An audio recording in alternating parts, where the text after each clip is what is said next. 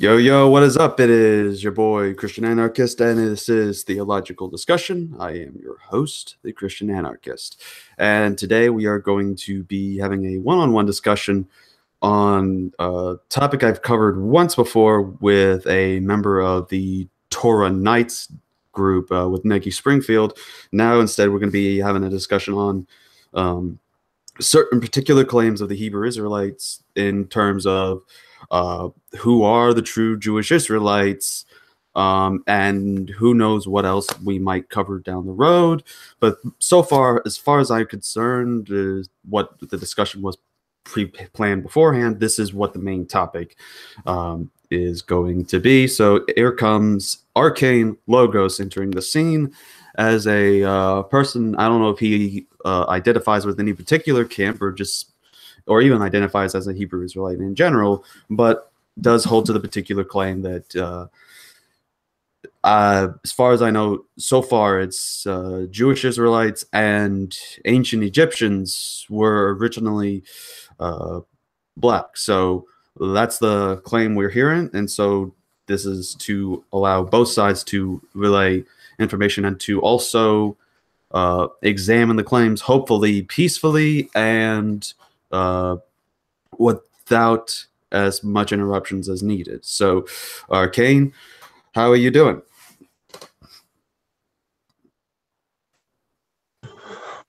Oh, I'm tired, man. Been a long day, but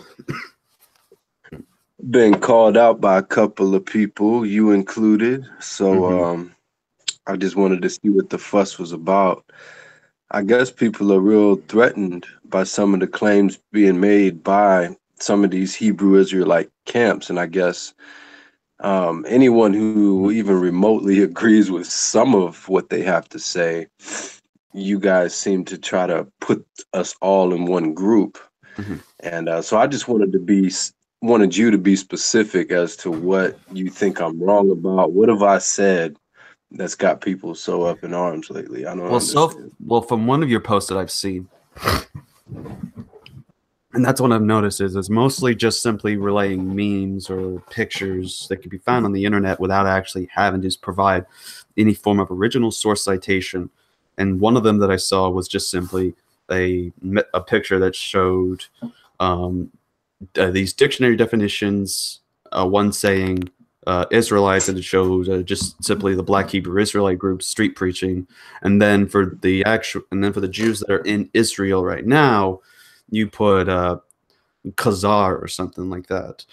So I mean, just the claims that the Jewish people, that the true Jewish Israelites are supposed to be black, and the ancient Israelites and Egyptians were black, are things that I would dispute against because of the historical evidence that we have for this, and not just simply memes that we find on the internet, because anybody, like atheists today, use that to find a meme about Jesus and Horus and try to use that as a proof text and a claim that Jesus didn't exist and that he was a fabrication because they were inspired by Horus.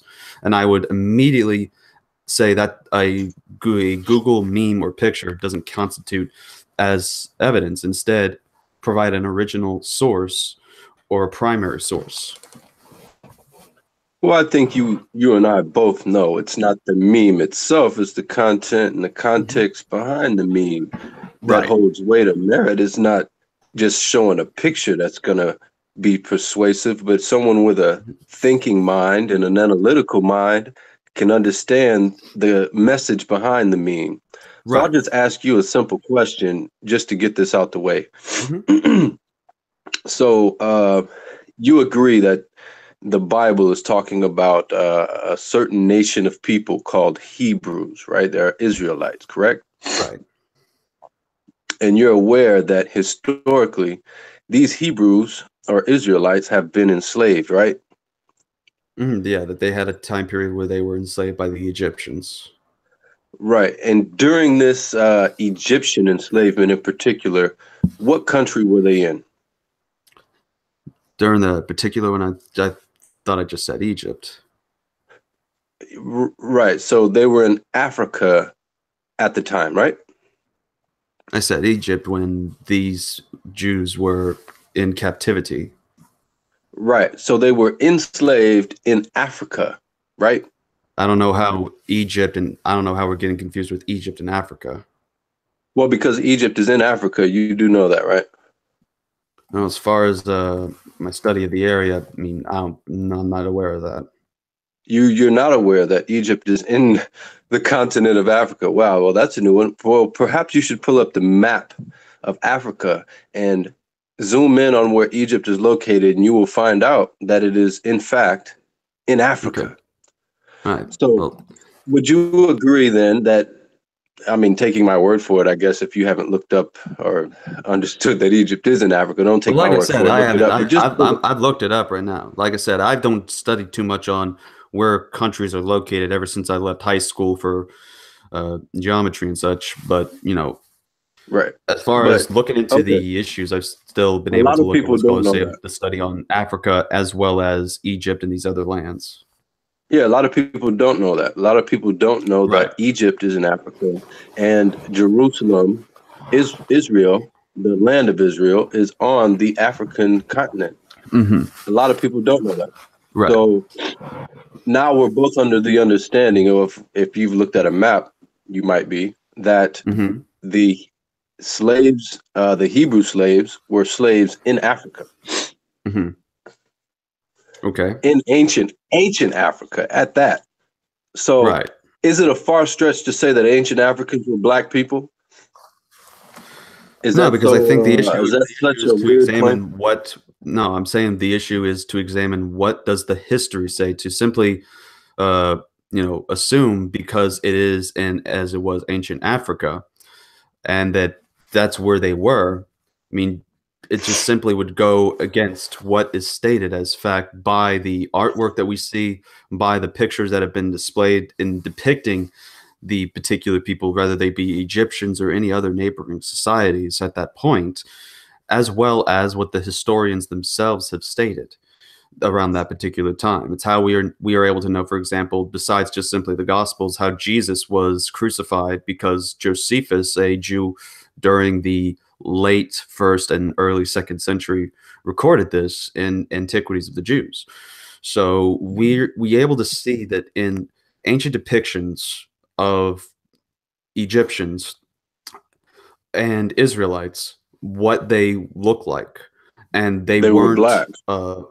they're not from the historical records I'm seeing. In fact, they Right. were If you go more with like the government mainstream narrative, they're not going to tell you that okay. they were black. Just like So how do we? the So that's my picture of question. Jesus Christ that's depicted is historically inaccurate. Even the Discovery Channel, not the Discovery Channel, it was a National Geographic did a study and showed that the original Jesus looked like a modern, what we call a black man, a Negro.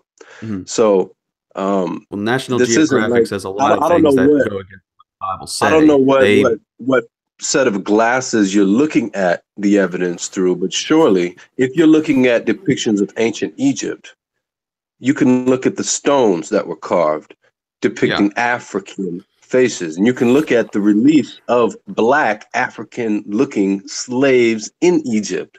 So sure, you could pull out a couple of pictures of light-skinned looking Egyptians and say, see, they were light-skinned looking Egyptians, but that does not erase the I fact didn't that there say were light clearly skins. depictions or I never said white light looking skin. or Those words whatever. never.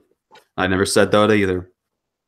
Well, I didn't say you did. I'm just saying you can Right. pull out a couple of pictures of white looking reliefs or paintings of so-called white looking or light-skinned looking Egyptians, but that No. does not erase the fact that there is evidence of dark-skinned looking Well, you can't. Egyptians, and it's all in the stone carvings as well. There's one thing about paintings: you can paint over Yeah. paintings, but you can't redo the stones that are there. You see, so Right. So, and again, you can't prove that there were light-skinned Egyptians. They were more along the lines of brown-skinned in the way of a Arab that we would have, a Middle Eastern Arab. That's the kind of who tone. told you that? Simple. It's the pictures. I look at the pictures themselves.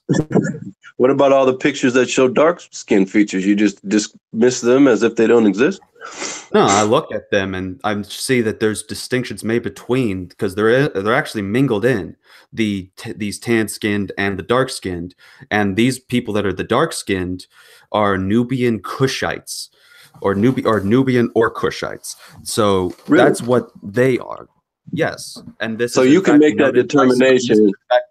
this is in fact noted by scholars that this is how distinctions were Oh, made by really? Egyptians. The Egyptians made it quite clear that when they were doing art depictions, they always made clear that each nation would be represented differently and to make sure there was no confusion. And so when we're seeing the depictions, they're all represented in a Bro. interesting way. And so when it comes to the black depictions, anytime that someone wanted to do something of what we would consider an African American or looking black in skin tone, what they would do would make them almost charcoal dark. They would have thick lips, short noses, and would always have like a bow Wow. thing that was on top that was part of the headdress for the Nubians. I've got the Okay, pictures if you so want to take a look at them. yeah, sure. So let me get this straight though. So you're meaning to tell me you have a full grasp and understanding of Egypt, uh, depictions of different cultures, and you didn't even know that Egypt was in Africa, my man? I Yeah, because find I that didn't very, look at a I map. find that very suspect to begin with. I just So want to genetic know. fallacy. We're No, just I'm just saying gonna that's just kind of suspect to me that you're going to try to pull some, well, yeah. I've looked at the pictures card, so therefore you know that the Hebrews weren't black. I just don't get that. I don't get how you can get from, well, there are depictions of this, and they were very Mhm. clear that they distinguished between races or something like that, Yeah, to Hebrews weren't black. I don't get yeah. that. You should draw the It, line for me. Show me where in your study shows that the Hebrews weren't black, even though ancient mhm. Africans were known as black people. We're talking about ancient Africa here. So, Yeah, it's ancient Africa at that time. From our perspective, they would not have seen it that way, as far as I would know. So, concerning the issue, there are pictures and depictions of people that were made distinct, and the ancient Egyptians did not have African American features. They instead were very clear distinction compared to at the what time Nubians period? and the Cushites. At Like what time period are you talking about? we're talking about a Do you good have any portion. I dates? can't think of a number. I can't get any numbers off the top of my head right now, but at Okay, what least about the time starting period from where the eighth century Sphinx was carved? BC. Hold on, from starting at least around 8th century BC would probably be a good estimate of around where I'm going at. But I mean, Oh, even good around somewhere estimate. about the You have time no of sources though, right? Ramses the Second. Like I said, there's a long period Have you seen the that goes. statues of Ramses II? I have seen the statues of Ramses the Second, as well as his They're mummified clearly corpse. African. They're clearly African in every way. Every depiction of Ramses is African looking, as Have in you black seen? looking, Have you not seen his Arab corpse? looking. Have Yes, you and we've seen his seen King corpse? Tut's corpse. So, are you saying that you can that you're going against the grain of everyone who studied these mummies at the time period to say that they were somehow Caucasian looking? No, because this is actually the consensus of the people that he was not uh, in any way black. In fact, based on this picture of the corpse, it says here from one scholar, Frank Yurko, in his article, Were the Ancient Egyptians Black or White? He covers the issue concerning Ramses II and says, quote, he is a typical northern Egyptian. He came from the northeasternmost Nome governorate of Egypt. He had fine wavy hair, a prominent hooked nose, and moderately thin lips. And as you can see, the hair is not as what we would see in ancient Africans or ancient black people, but rather straight hair in what we would find easily within someone that would have been around the time of a Middle Eastern Arab looking person that we would see. So it is Yeah, you anything can. but a black person. Okay, yeah. So the stones that were carved of Ramses Mhm. depicts African, as in the ancient depiction of uh, Egyptians were all African looking, but yet you have a mummy Hold here on. that you're saying isn't African looking. So somewhere there's a disconnect. Why are they drawing African features on stones, yet you're Where? pulling out mummies that represent those African looking features, and they don't look like those African features? There's a Where? disconnect somewhere. Where is the picture of Ramses II that portrays him as an African? Why don't you Google all of the statues and depictions of Ramses II? I'm looking And at just simply a Google search, but apparently there's a source that you're having that I'm not seeing because yeah, I'm look looking at at them them and all, and you tell me if that doesn't look like. it And doesn't. first of all, let's get this clear. We're talking about Africa.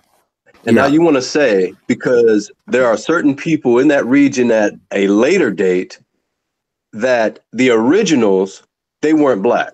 That's basically what you're saying, right? I'm saying we can look at all the art, these stones and tombs.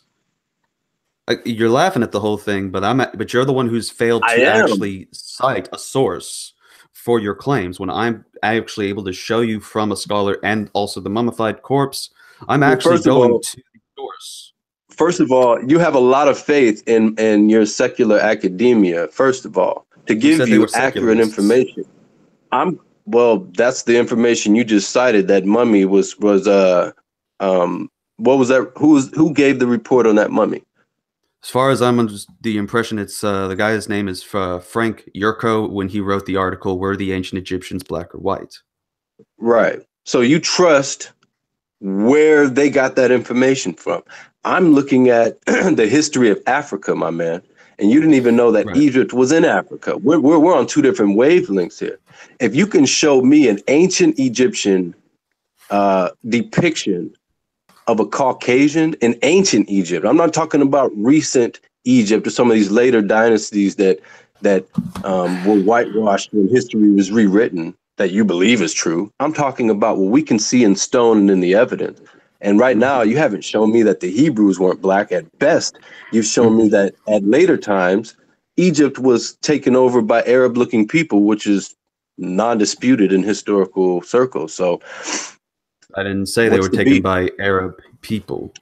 Can you show me that the Hebrews weren't black? It just seems funny to me that when people want to, white people, as in the Jewish people today that claim to be Jews, right?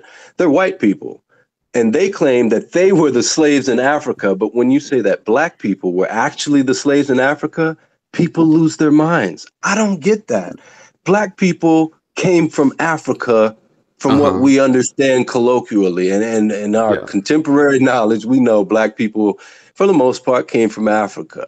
White people did not. But these white people are claiming that they did come from Africa. You guys don't bat an eye. Soon as the black people say, oh, yeah, there's better chance that they were actually the Hebrew slaves in Africa than the white people claiming to be, and everyone goes crazy. Yeah. Don't you see how do not that's a little bit do psychotic? not again, you're trying to go to these other people as if I'm supposed to be saying the same exact thing that they're saying when I'm not even going to these other issues on what they're saying. I'm not aware of most of the things that have been stated. Like I said earlier, I wasn't aware that Egypt was in Africa, which again is something where I learn new things every day. That's the purpose of these discussions.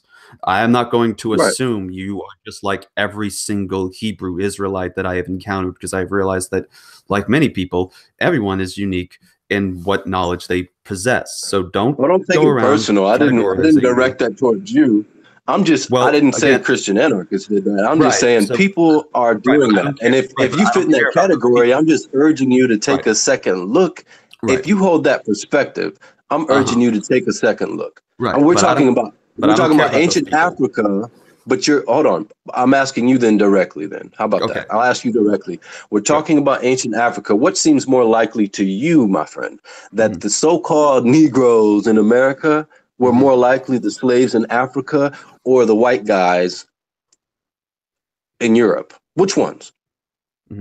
Based on the studies and the scholarship and the evidence, what we see in Israel with the Jews that are there, they are there, and you can trace the lineage back to it too, that they go back to being the original Israelites.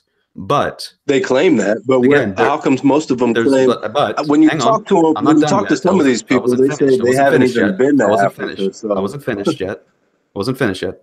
okay, But I recognize also that there's also been cases where, you know, such as when Moses married the Ethiopian, and forget what, there's another case where there was a intermingling marriage, that people were grafted in and such as when they left Egypt, it wasn't just simply the Israelites that had left. Along that would join the Israelites would be a mixed multitude, and these people would eventually get mingled in with Israel as well. So I recognize that there are eventually, at some points later on down the line, where there are some people who are African American, but also at the same time have Jewish blood in them. But that is a minority in regards to it, whereas the majority that we have for today comes from, as far as I know, like I said, as far as the knowledge is concerned, the Ashkenazis today that we have in Israel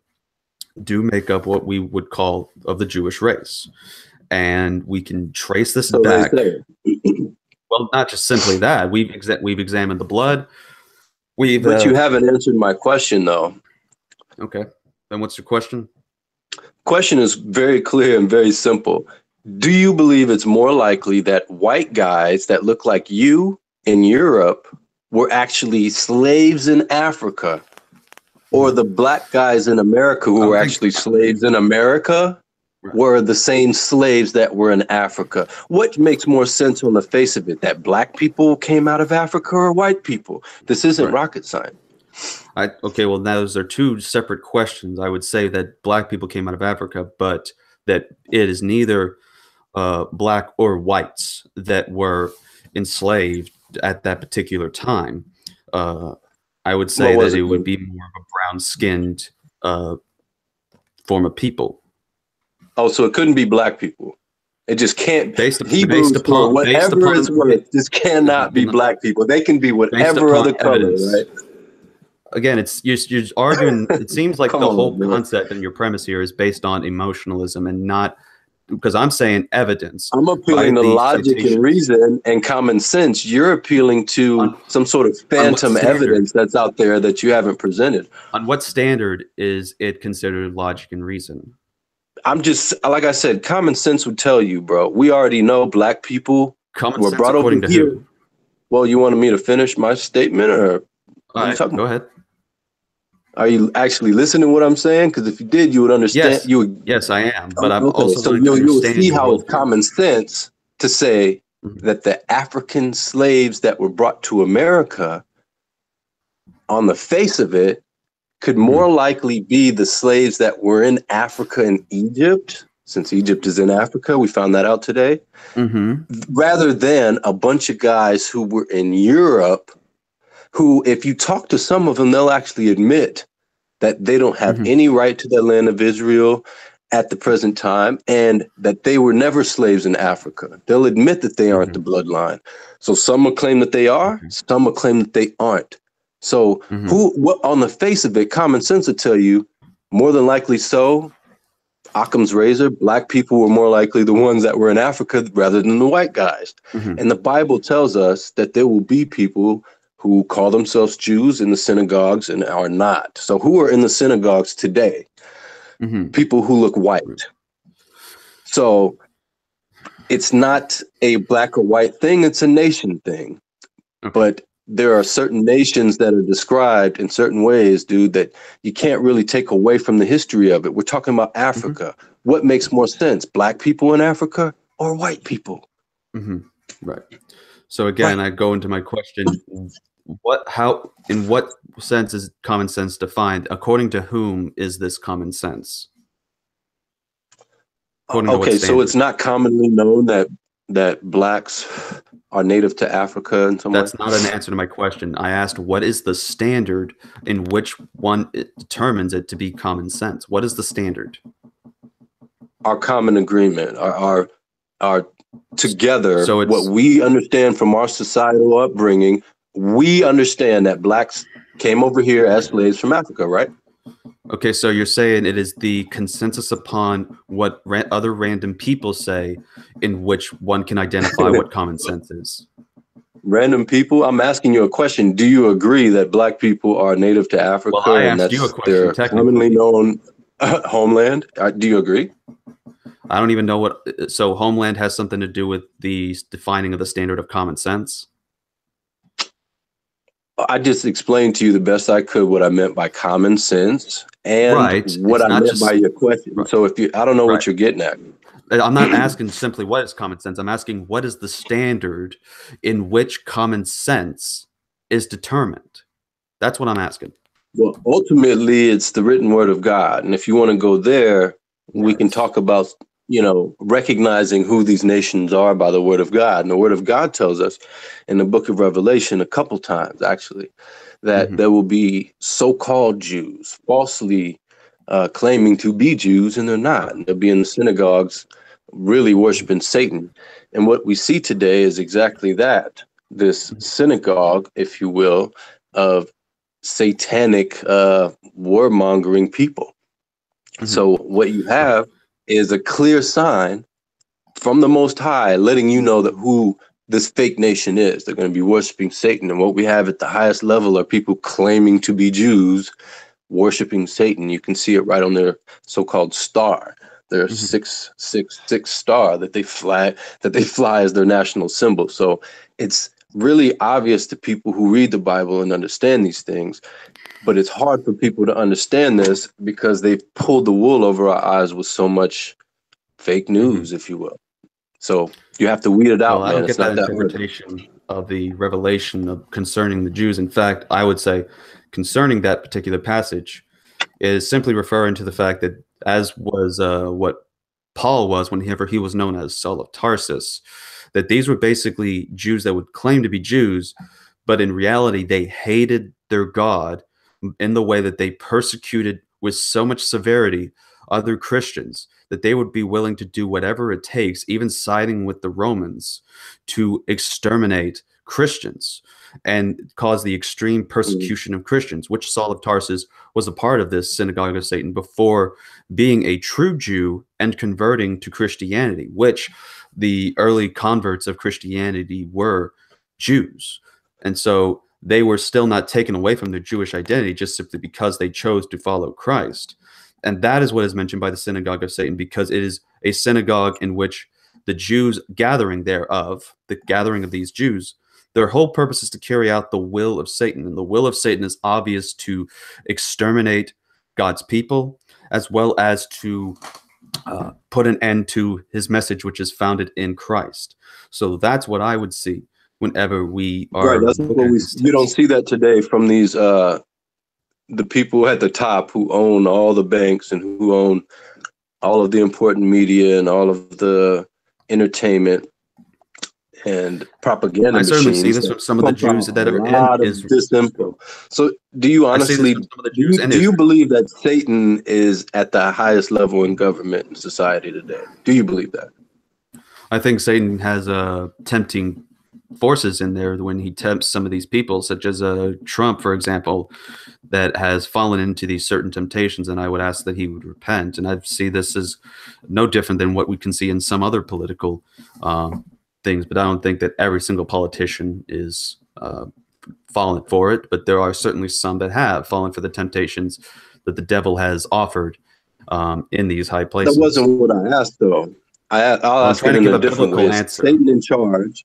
No, I just want to straight up, answer. Is Right, but Satan I in have to answer with the charge of the Bible. kingdom of the world? Yeah, I'm asking you a direct question, though. Yeah. And that wasn't answering the question. I'm asking you, is Satan in charge of the kingdoms of the world today, in your opinion? And I've answered from a biblical Not to perspective, say which that I'm he's not in supposed charge of every single person, not to say that every single person in government is sold out, to. just that he is Right. in charge of the Right. kingdoms of the world. Is he, according to you? Are you gonna let me give a biblical response then? Yes, please just answer it Right. though. Right. And so okay, so just listen to me.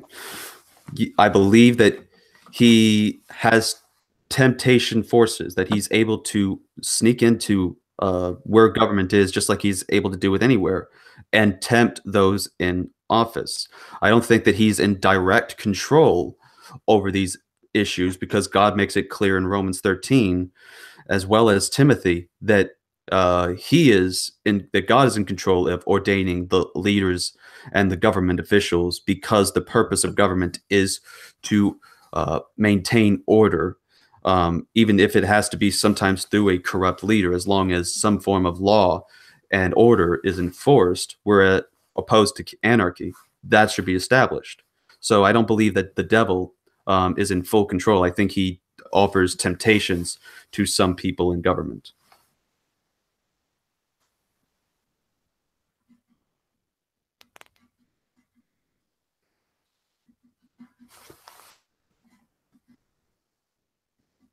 So that's my answer. I don't know if you're still there.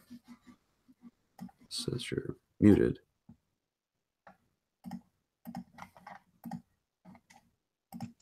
Yeah, my bad. I'm on my phone, and I backed out of the Hangout, and I couldn't get back in for a second. But yeah, okay. Well, I happen to think that Satan is in control of the world. The earth has been given into the hands of the wicked, and if he didn't have the kingdoms of the world, how could he offer to give them to Christ back when he tempted Christ? Of course, he can tempt you, but there's no reason to believe that he isn't actively involved in deceiving the world today. And you have people who have sworn allegiance to worshiping Satan, and it's all over the place with their symbolism and the way that they operate. It's satanic, it's Luciferian, it's Masonic, and all of these people had this allegiance. Now, some of these people at the highest level, who own a lot of banks, who own a lot of industry, they claim to be Jews, bro. They claim to be the bloodline descendants of Jacob. They claim this. So if they're involved in satanic practices and they own industries that are pushing satanic propaganda, and the Bible tells us in a end times context that there will be a synagogue of Satan who are lying about being Jews, but they really not Jews. They worship Satan. I don't see any reason to deny that connection whatsoever. You can interpret it the other way, but I think this is more befitting of our end times context, if you believe we're in the end times. Right. Even still, I would say that my interpretation fits an end times context. And that's definitely how the apostles viewed it, since they believed that they were in the last days. And I still, like I said, the context can still even be that I'm talking about is still applied today, because if you do go to Israel and see some of these Jews, they persecute heavily some of these Christians that are there. There are some that are in the Orthodox branch that will pick up stones and try to stone you if they find out you are a Christian over there. I have seen it done. And that is why for some people it is difficult to go over to Israel and be a self-professing Christian and share their faith openly. And going to what you said earlier about government in regards to that it has to be Satan, because if he wasn't in charge of the government, then he would not be able to offer Christ whenever Christ was wandering during the fasting wanderings, offer him the powers of government. The devil can lie, and he has lied before in Genesis chapter 3, whenever he said that Adam and Eve shall surely not die if they ate of the fruit, and when he said that they should be and they would be as gods. These are lies that he uses to tempt them, and the temptation worked on fallible man. Jesus refused because he knew that if he did this, then the devil wouldn't actually do it. He knew the devil was a liar, and that's what the devil does best. So he likes to think he has control, because that's how he works. He deceives with lies and intentions. And so when the Bible speaks clearly in Romans 13 and in Peter that the God is in control over the world and in control over who gets elected as government, then I would rather take the authority of what the Word of God says in Romans 13 and these other passages that clearly identify that government is ordained by God, and that those who are in authority have been placed there by God to be a terror unto those who do unrighteous acts. So that's what I would rather go with, because it's what the scriptures themselves say. Yeah, the scripture also says that we should beware of our adversary, who is the devil, because he walks around like a roaring lion seeking people who he may devour. So if Satan has the green light from the Most High to do whatever judgment needs to be done, that's without a doubt. But the Most High has given us warning signs and things to look out for. So if these people who bought the land of Israel and through much bloodshed obtained it, are claiming to be God's chosen people and are carrying out such acts under the guise of being God's chosen people, I think we should, as wise men of the word, investigate that and prove that to be the case. And I don't think it's holding up under scrutiny. I don't believe that the people over there claiming to be gathered there by the Most High, as it says in Scripture, are those people. It just doesn't fit the mold, bro. You can't go around doing a bunch of satanic stuff and then turn around and say, well, this is ordained by God. Well, yeah, it might be allowed by God and it might be fulfilling God's prophecy, but you're working under Satan's rulership. That's why it says they claim to be Jews, but they're not, that they really worship Satan. So we got to look at it from both angles if we're going to be objective. But I just want to ask you, because you said you were kind of tag teaming with, what's his name, Faithful to God. And he was saying that he agrees with me in part that the Jews were black, that there were some black Jews. Yeah, then I said that earlier too. So you agree that there were some black Jews, right? Right. They were those that were mingled in, in the sense that, they didn't identify themselves like we would today for nations identifying as a black nation or a white nation. They just simply identified as nations when referring to themselves as a people. So sometimes these cultures would be mixed, and there were times where, as remember, Moses married an Ethiopian, and then there was another time someone's married, and obviously when the offspring comes later on, there's going to be some mixed features, and scholars have even noted that this is a common thing that can happen even amongst the Egyptians as well. But this is a rare case where it doesn't fully show in the entire majority.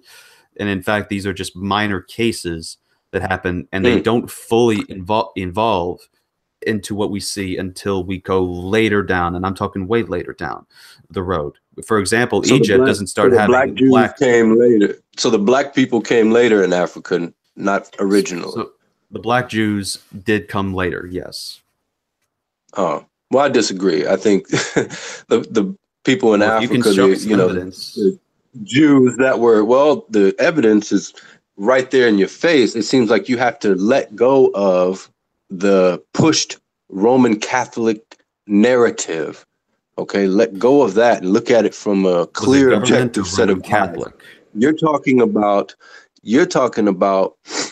African slaves led out of Egypt. Okay, and you're saying that they were white people? No. You're telling me that how many times do I have to repeat myself? Because I think this is the third time I've said I don't believe that these people were white. I believe that they were brown-skinned people. Mixed people. I didn't say mixed. I said brown-skinned. Right, brown-skinned, but they couldn't be Negroes, black Negroes. Based upon the evidence, we don't see these people that were in the African. Okay, black.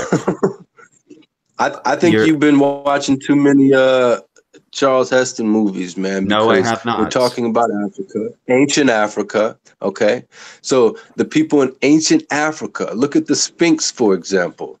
Is that a depiction of a dark-skinned race of people or a Middle Eastern today? Like you seem to think that the people in the Middle East today and in Egypt today more closely resemble the people in Africa and ancient Africa thousands of years ago, rather than the depictions of the faces. You were on the thread when I showed you that those statues of clear Negroid-looking faces. Right. Yeah. Those are in stone. I looked at the article. So I told you I looked up the article. The article is based upon nothing but people taking one discovery and then drawing their own conclusions. It's not even an article that I'm talking about. Yes, it was an article because the article. I'm not even talking about an article. I'm talking about a photo. So yes, bear with me. Go with what I'm saying. Yes, and the photo was from an article. I gave you the photo is from Egypt. All right. And the photo is of a statue, actually 2 statues. Okay. At Luxor in Egypt. Right. And those faces in Luxor on the stone walls look African. They don't look like some Middle Eastern, what you're trying to make it seem like some Arab looking people that we see today. They look like like Africans. So you're telling me that it's more likely, based on your evidence, that they weren't like the Negroes we see in America today. They weren't like that. They more so resemble the people that's in Israel today. When was the picture? What do you mean, when was the picture? Yeah, when was the statue made, and who is the pharaoh that is mentioned in this statue? Well, I'd have to look up exactly who the pharaoh was, but it's at Luxor. Right. And every single statue that you see in Egypt and around Africa looks similar to those. They don't resemble the people that's in Israel today. Right. There are some statues that come from the time of certain pharaohs, specifically the 25th dynasty, in which they were people that looked black. And the reason for this was that there was a certain migration that was done. And this is actually noted by scholars of this particular dynasty, in which there were times when they had black pharaohs. In Edwin Yamauchi's book, Africa and the Bible, he notes in page 107, quote, "For a half a century, a Kushite dynasty, the 25th, ruled Egypt. The most important ruler of this dynasty was Taharaha, in biblical term, Tirhaka." W.Y. Adams comments that Tirhaka was the next to last Ethiopian pharaoh. So there were some rulers during the Kushite dynasty, which was the 25th dynasty of Egypt, that ruled and had some black pharaohs that ruled that time period. Dude, come on, man. I just don't buy it, bro. I just don't believe what you're saying, man. Well, these are from the scholars and historians that are noting these particular time periods. And he's not the only one. Well, that's fine. There's plenty of evidence on the other side and historians on the other side. But I'm not even trying to appeal to that, because the same can be said about the Jesus mythicist debate. You don't want to let me finish. We can end the call, because I'm not going to sit here and let you just talk over me with, your nonsense. If you're going to talk over me, we can end the call, bro. Seriously. But if you want to speak about what's in front of your face, here, matter of fact. Bro, you seem to not understand. You seem to not understand, bro. You can't show me ancient African depiction. You're telling me that ancient Africans. Yeah, well, we'll go back to that picture that you were just at. Look more so like the people in Israel today. Go back to that picture that was up at the top right corner there. So you mean to tell me that these people right here aren't Negroes, bro? You won't admit it. You won't admit. You just won't admit. You did not hear what I said earlier, did you? What? Go to the picture that was in the top right. What right picture? There, the top right. That one. Okay. What about it? Do you know who those people are? Who are they? Do you know? They are Nubians, my friend. Right. Okay. And, Good for and the them. headdresses give it away. Those are the African Americans or the black people that were during that particular time. And the ancient headdresses give it away. You don't know what you're talking about, man. I do, actually. It's called So you know, scholarship. so you know that these people, Research. so you know that these people were, so you know that these people were the Americans that were brought over from Africa. I did But not say that at a single bit. well, you I just don't know said those are the who these Americans. descendants. I didn't say those were the Americans. I said they were the black people. Okay, so these are the black people, but Yeah. these couldn't be the black people. The picture that you showed, I have to see it clearly, first of all, because your phone These is stones. making some of the images blurry. And second of all, what is the source? What is the picture itself? Who was the artist? Where is this thing in the museum? What is the picture and what is supposed to be going on there? That is what we need to know. Come on, bro, man. Yeah, again, that doesn't look like a black person. That looks like a brown person. Come on, bro, man. You crazy. We talking about Africa, man. That's a modern picture. So where's the ancient pictures? What does this look like to you, bro? I'm trying to get my phone to focus. Mm-hmm. That's an Assyrian relief, bro. The Hebrews in captivity, bro. Right. So what do those Hebrews look like to you, bro? As far as I'm under the impression, I don't believe that those are Hebrews on the left there. Oh, well, you don't have to believe it. It's true. You don't have to believe it. But I'm just going to ask you, what are these people right here? According to what source are those Hebrews? What says that? Look, go look it up, bro. You're the one providing the evidence here. You're the one making the claim. I'm just going to ask. Don't tell me to do your own homework. I'm not going to debate sources with you because you're not that learned in this subject. I'm just going to go off face value. What's real? What does this look like? We don't even know who these people are just by face value. We don't even know who those people are just off of face value. Dude, I'm okay. Well, you don't have to know. This is what this is depicting, though. It's an Assyrian relief. We're going to have a conversation about this. All right. Well, that's on you, bro. If you don't want to believe what I'm telling you, that's fine. Go look it up on your own. All right. But again, this is an Assyrian that is the same thing that I could see for anybody, and it gets nowhere. Okay. Well, it seems like you would just want to halt the conversation and go nitpick at sources and this and that when you can just look at face value and see that these are African-looking brothers, not European-looking brothers. But I mean, it's up to you, bro. I mean, hey. You can do that, but it's the same thing as if I was an atheist and I just look at a picture and says, look, this is proof that Jesus was a fictional character based off of Horus. It's not true research. It's not a good source or citation. You have to actually provide historical documents. Huh? Historical documents. I just told you what the depiction was. You have Google. Look it up. It's an Assyrian relief. It's an Assyrian relief of the Hebrews in captivity. There are many depictions about that. And so you have to provide me who the source doesn't matter.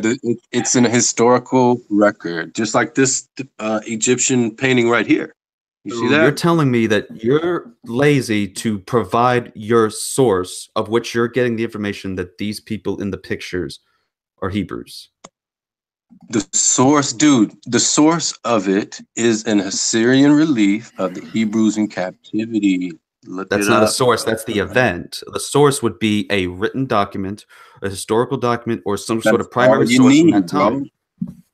So you're telling me you're too lazy to Google Hebrews in Assyrian captivity and see the actual evidence of it? If I were to do that right now, we would have to cease talking for about 10 to 15 minutes for me to do the research and to look the stuff up. And I'm not doing that for the sake of, one, you, because we're talking right now, and two, the audience who is listening and is expecting you to provide the evidence. You just stopped the conversation for like 10 minutes to ask me for a source that you could easily look up on your own. But I'm just saying, look. You could easily cite it for me.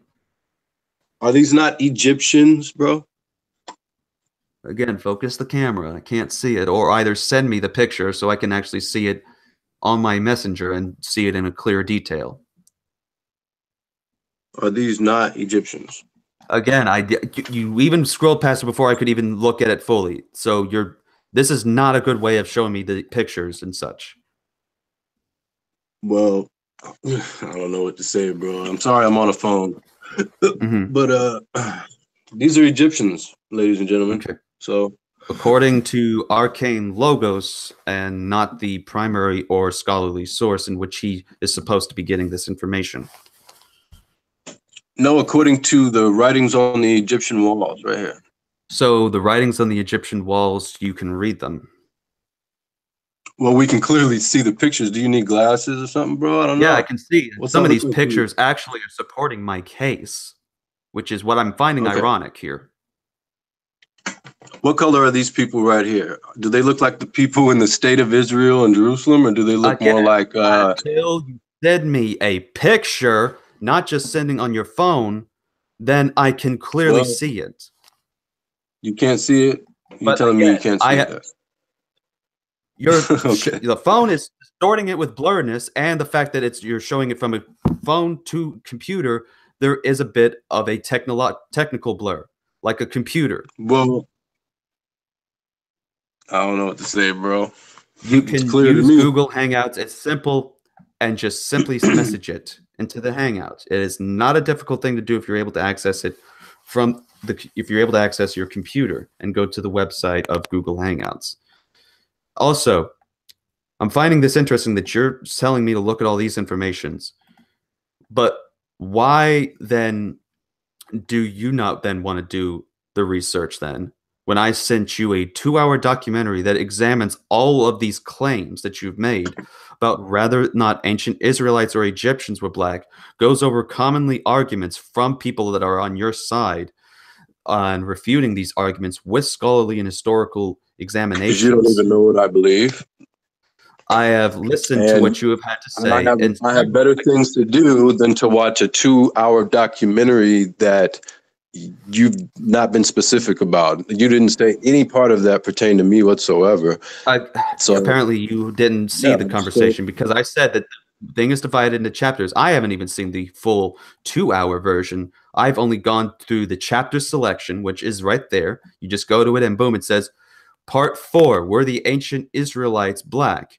And it says right there, timestamp is of 17 minutes and 57 seconds to 24 minutes. I've done the research. Right, I've done the research, and I've come to the conclusion that they were, at least in part. So a lot of them were. Can I finish? Can I finish? Oh, I guess okay. Guess I can't finish my own statement. I said you can. It's all good. So go ahead. No, it's all right.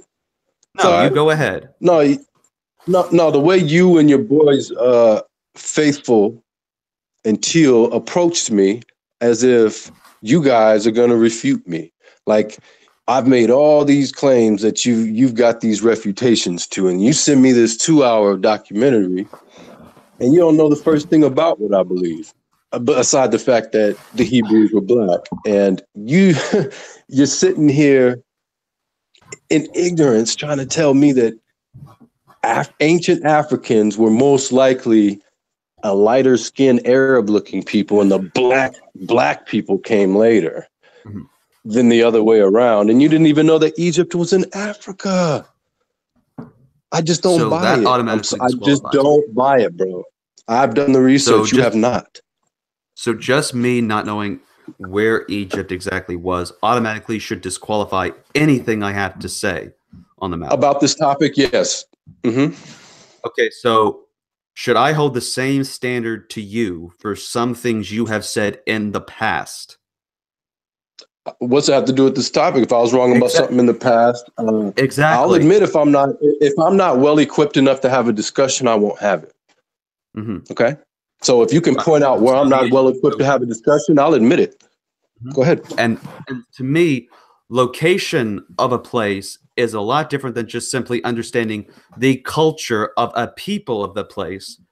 is much different. And even in the geography classes I've taken in high school, we've made that quite clear that there is a proper basic distinction. That is why there's a history class and a simple geography, or not, whatever the class is that is simply deals with.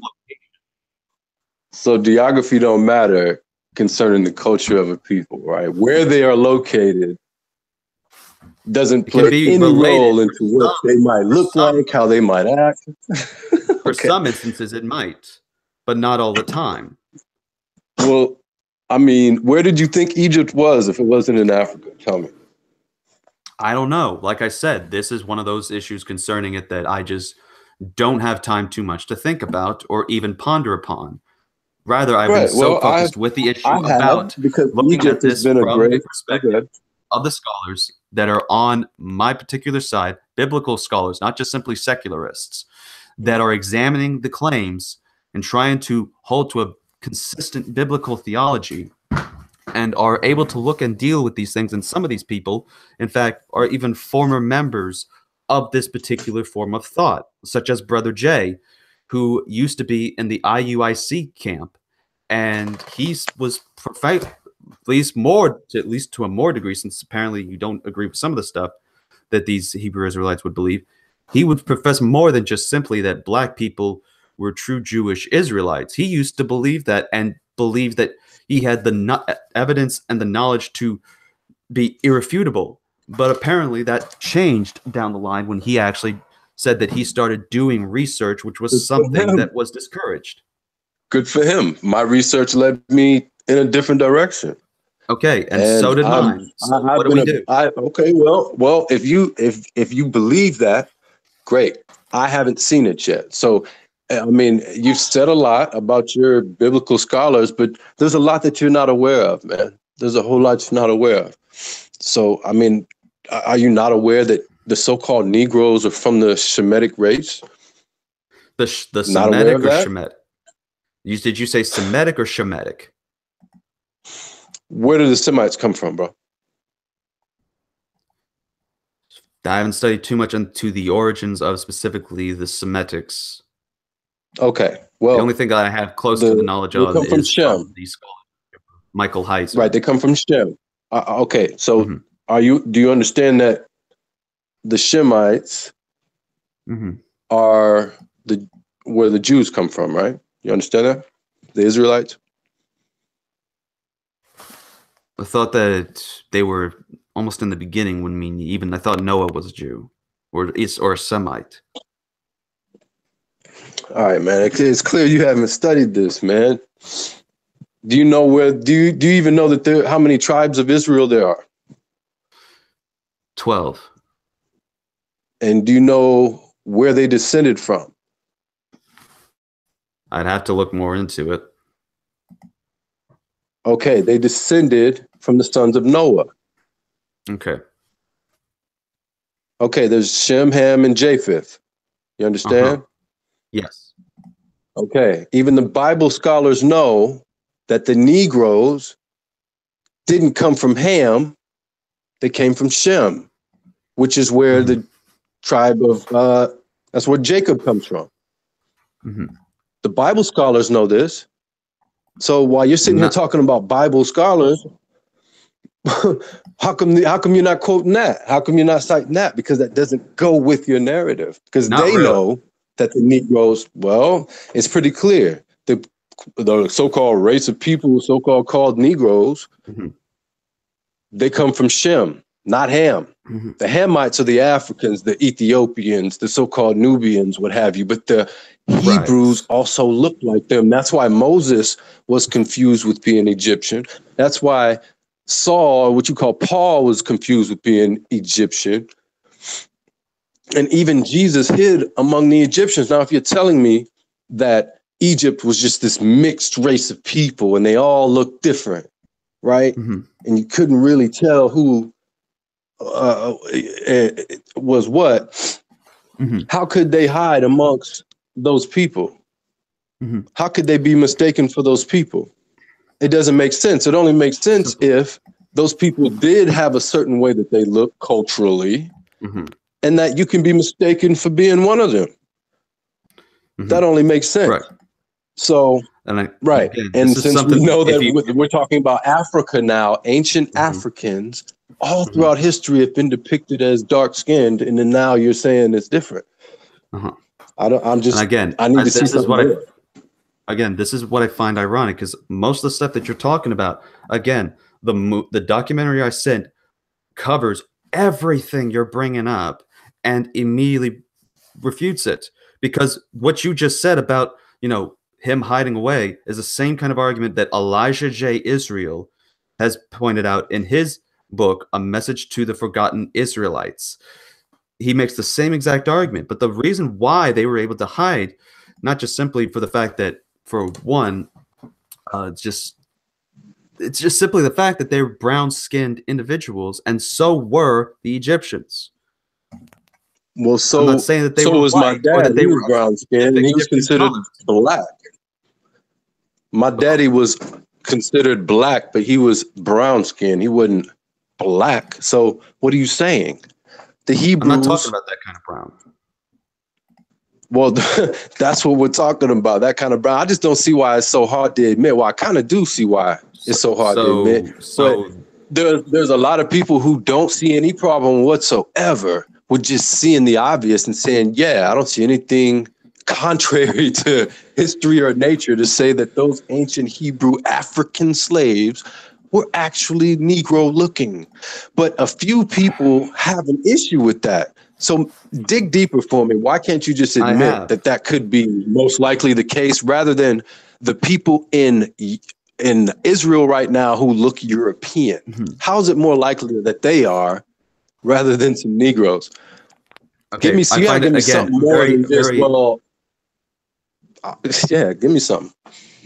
Again, I find it very ironic that you're saying this when you act like I haven't looked into this. I've looked into both sides. I've looked into almost every single Hebrew Israelite video that I could try to find, even in refutation of the video documentary that I had sent you, to examine what exactly is their case. And the majority is always boiled down to simply emotional arguments, claims of, well, it's common sense. And saying just simply common sense is the same thing that atheists say, that common sense says there's no God. So I don't rely simply upon common sense. I rely on an objective standard, and not upon, as the Bible even declares, that man's reasoning is fallible. I go upon what is objective evidence, and the objective evidence is what is recorded down in ancient past, what is recorded down in these documents, what is recorded in these ancient art depictions. And so far, we see nothing of them being black people. We see them being brown-skinned in the same sense that we would see of a Arab today, but not of African American. And in fact, the only time we see these people in depictions are either Nubians or Cushites.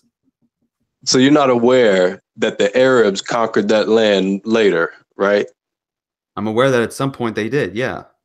Okay, so this is funny, man. Like, you're saying don't appeal to common sense because atheists appeal to common sense when they say there is no God. That's ridiculous. You're sitting here talking to a Christian. I didn't say that. Just hold on. The Bible also says. I'll let you finish. The Bible does not say that they weren't Negro-looking people. In fact, the Bible says completely the opposite, bro. Calm down, all right? Didn't say that. You can't appeal to atheist common sense and say, well, you're saying common sense when we're two Christians reasoning together. You can't point at me and say it's a flaw that I'm appealing to common sense because atheists say it's common sense that there's no God. That's ridiculous. You and I both know that there is a God. So that holds no weight, saying that the foolishness of an atheist appealing to his common sense is the same thing as me appealing to our common sense. But, maybe it was my error because I assumed that we had common sense and that we did understand these things. I thought that you understood the locale of the place that you were talking about. Perhaps if you knew that you were talking about Africa in the first place, this might have given you a different perspective. I didn't know that you didn't know that. I didn't know that you didn't know where the 12 tribes of Israel even descended from. I didn't know that you didn't know that. So appealing to common sense might have been my bad, because I thought that you and I were on the same studied page on this. But that's just a horrible argument, man, saying I'm appealing to common sense. I'm trying to reason with you and say, without appealing to specific people to back up my claim, or what some scholar has to say about it, what can you show me?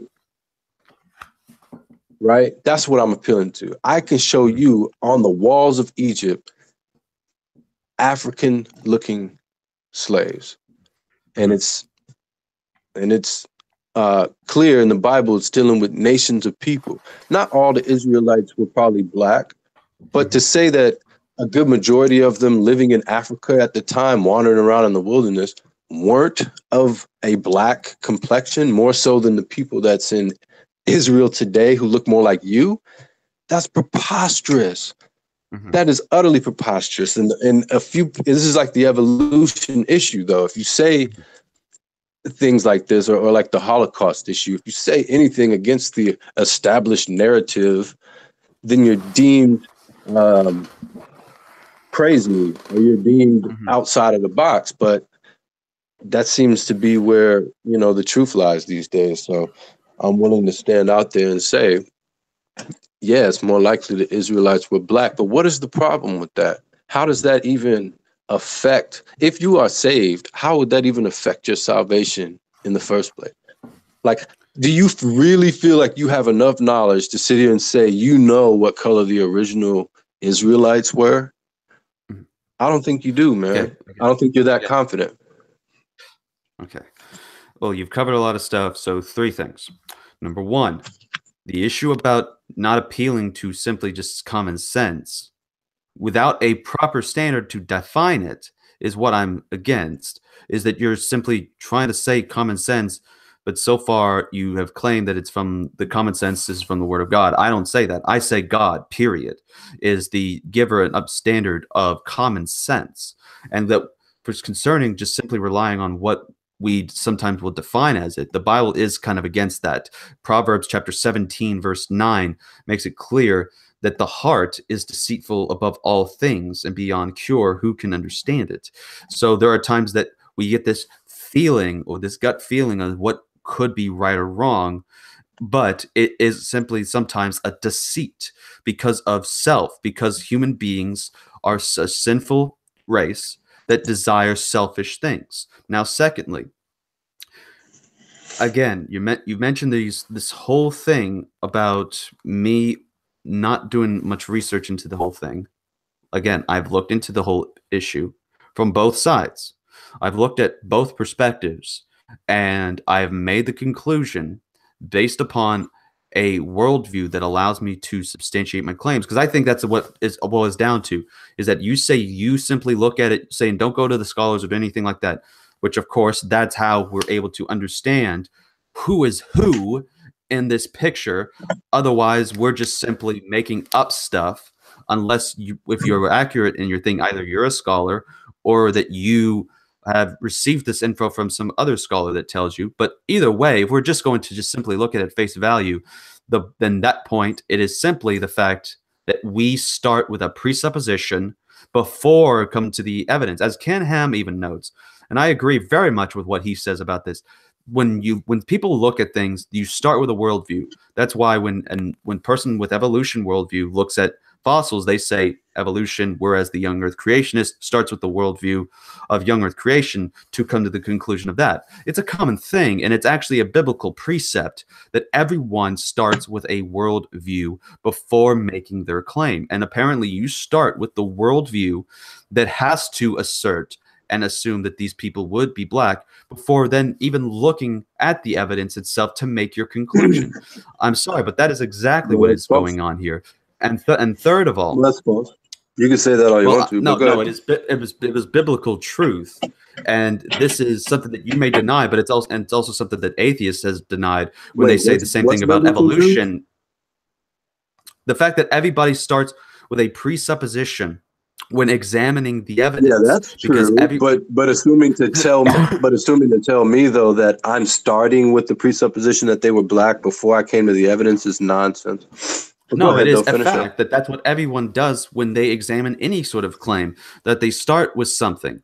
And it's not wrong to do that. The only problem, therefore, is that to see if the worldview is consistent. Consistency is the sign of a complete and truthful worldview. That is the purpose of these of debates sometimes, is to test the consistency of a worldview. It's why I have demonstrated through debates why the worldview of Seventh-day Adventism, why Islam have been demonstrated as inconsistent worldviews that have been false, because they can't demonstrate themselves to even be close to a sheer amount of consistency.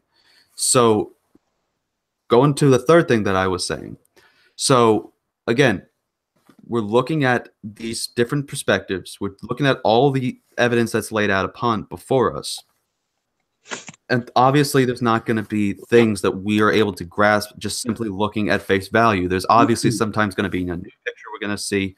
We need to know who exactly are the people in this picture, what is going on, what is the specific event, and that's why we have Egyptologists, scholars, and historians that have identified and studied the issue, and sometimes even have access to unpublished material, such as, for example, at the Center for the Study of New Testament Manuscripts. There is some information that we can see online from them, but there's also unpublished material, of some of which include even a Mark manuscript of the Gospel of Mark that is from the 1st century, which is something that a lot of Muslims want to see, but it's not published yet because we are not in a state of able to publish it. And the same thing can be said of what's going on with people that are still doing research and study of these other issues. So sometimes it is not bad to go to the scholars and the researchers to to examine the claims. In fact, I think that would be a very mature thing. And that's why I tell atheists, if they want to criticize the Bible, understand that for certain contexts, such as in Mark, when Jesus calls a woman a dog, he calls her a kunarion versus a kuon. The word of kunarion refers to puppies, not just simply a grown feral wild dog. And the reason why he refers to this is because those were people, those were puppies that were kept as house pets. And once then, right, they were basically only fed scraps. And that's why we see the analogy of that the master's table. The dog doesn't you don't just simply toss the scraps to the dogs and such. And the analogy was that Jesus came for the Jews first, and then for the Gentiles later on. That's why we see the analogy that the pups would receive the leftover scraps, which is a historical context. If atheists wouldn't know this, as well as Muslims that try to use this to say Jesus was an immoral scumbag against women, they would be very well full of information on that. But we won't know that until we go to some scholarly information, because I don't know if you knew that about why Jesus specifically referred to calling the woman a dog and using that specific analogy. Well, I don't particularly agree with your certain interpretation of that, but you're free to your own interpretation. But what I was saying was, when you're bringing up scholars and scholarly this and scholarly that, see, you have to be aware of both sides of the issue, because not everyone agrees with you. So that's why I say, I agree. If you want to quote a scholar, I can quote a scholar. We can go back and forth quoting other people's opinions who weren't there at the time. Or we, as men, can look at the same evidence that they are privy to, because they're not privy to any evidence that we're not. This is the information age. We can look at the same, for the most part, unless we go there ourselves. And, some things we can't see, of course. But we can look at the same photos. We can look at the same written accounts that the so-called scholars look at, and we can come to our own conclusions too. If you feel like the Bible's true when it says that if you are with God, you don't need no man to teach you. The Holy Spirit will be your teacher. But if you look at this Bible dictionary, right, this is what some scholars wrote. So if you read this, it says, what is the Bible dictionary? Yeah, it's this is in several of them. This one's the first one that came up, bibletraining.org. Google who is Ham in a Biblical Bible training. dictionary. Hmm.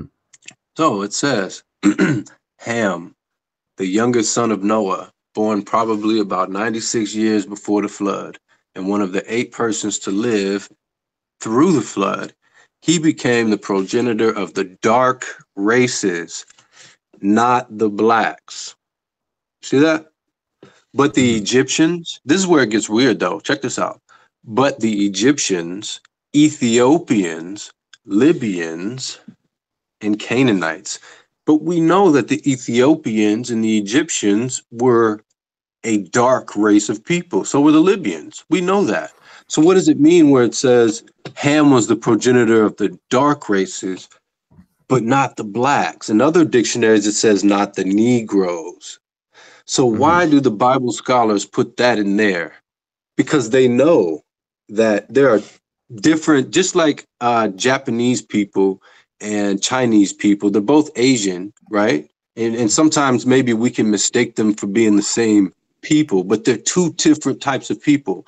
So just like the Hebrews and the Africans, they might have looked alike, or the Egyptians rather, they might have looked alike, but it doesn't mean that they were the same people. And the Bible scholars know that. That's why they're telling you Ham was the progenitor of the dark races, but not the blacks. The blacks came from Shem, which is where the 12 tribes of Israel come from. So that's where the Hmm. blacks come from. The Bible scholars know that. So you Right. can pick and choose, Bible, whatever, from Hmm. academia to support your case, but I really can't hinge anybody's word on it. I want to see the information Okay. myself, and I want to talk to you about what you can prove about Mhm. history. Right. And so far, when you cited that, you believe that the blacks were the Jews, though. I believe there's more evidence to suggest that than the people that are in the state of Israel right now that look more like you. Right, but that source you just cited wasn't. It disagreed with that. That Yeah, it you would. think. Yeah, and why is that? Say what? No, what I just cited here is perfectly in line with what I'm saying. It goes against what you're saying. What you're So, saying but you has said to that mean they that weren't the Ham. progenitors of blacks, which you said was the Jewish Israelites. Right. See, this is where you have to keep up, bro. I'm gonna put it back on the screen. You see, Ham. I've looked at it already fully, and I've got not just that Right. Bible dictionary, but I actually have a hard copy of a dictionary that's more up to date, Holman Well, Illustrated Bible Dictionary, and I'm then pretty how come you sure didn't that. know? How come you didn't know where the 12 tribes of Israel descended from? You didn't know if they descended from Shem, Ham, or Japheth. Why is it Come my on, duty man. to study all Stop the it. details of what you want me to study? Why is that That's pretty specifically important my duty? concerning the history of the Israelites. You probably should know where According to who? who they are Yeah. descended from, don't you think? If you're talking Again, it's about not their my history, their job or origin, you're duty not. to be a studier and a person that has all this knowledge. My job is to be It's an not about having evangelist to all preach this the knowledge, gospel. bro. This is basic one Hebrew Israelite 101 though. You know what I Yeah, mean? and today is the first time I'm discussing this issue with somebody in this particular camp. So that would probably explain Okay. why. Right. So before you say you're So gonna come on here and refute me and this and that though, I mean, come on, man. Let's be real. so far I think that there have been instances where I've shown art depictions as well as even from you're just shooting yourself in the foot there when that scholarly citation you cited from a Bible dictionary online well actually that wasn't even a Bible dictionary. I know biblicaltraining.org. It's just simply citing an article written by somebody. So Oh, it's that not was that's not just a an blind. article written by somebody? Now Yeah, you're that's accusing me of lying. Okay. All no. right. Okay. I'm not accusing you of lying at all. That those words did not come out of my mouth. I'm saying I'm familiar with biblicaltraining.org. I even have the app of Oh, you are. biblicaltraining.org. Okay. Yeah, it's supposed to be a Hmm. place where you could receive free Christian education classes without having to go to a seminary, even though these are just simply lectures that were recorded a while back. So it's not going to be the same, but it's still something that can be a close thing for someone who wants to take some sort of free simulated Christian education of what you could receive at a seminary.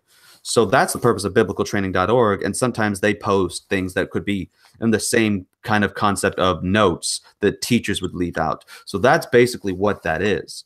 But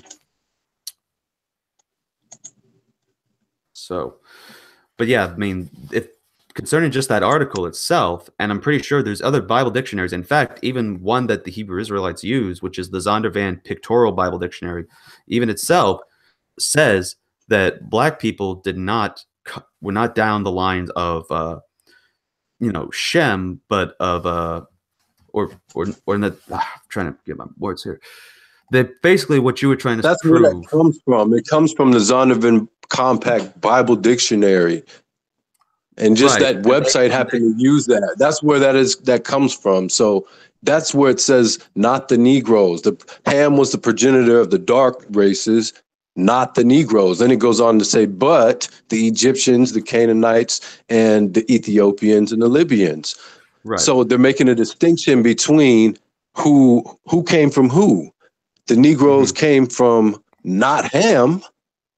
So you're telling me now the Zondervan Bible Dictionary is saying they didn't come from Shem, but you didn't even know where the Israelites came from. So why should I trust you to know where black people come from if you don't even know where the Israelites came from? Because I'm just simply going to the sources of the scholars themselves. Show me the source of a scholar with something that says all the Negroes came from Japheth, and they weren't the tribes of Israel. Go ahead, bro. I'll wait for it. You're not going to say Japheth. Well, if they came from Shem, show me where they're not, how they're not Israelites. I said that black people came from Ham and not Shem. Oh, okay. So show me. Right. Show me, because I just showed you your Zondervan Bible Dictionary, and I can pull it back up. That shows that. It disagrees with you because it says that Ham, that concerning the issue that black people were from the descendants of Ham with the Cushites. It just said, all right, man. All right.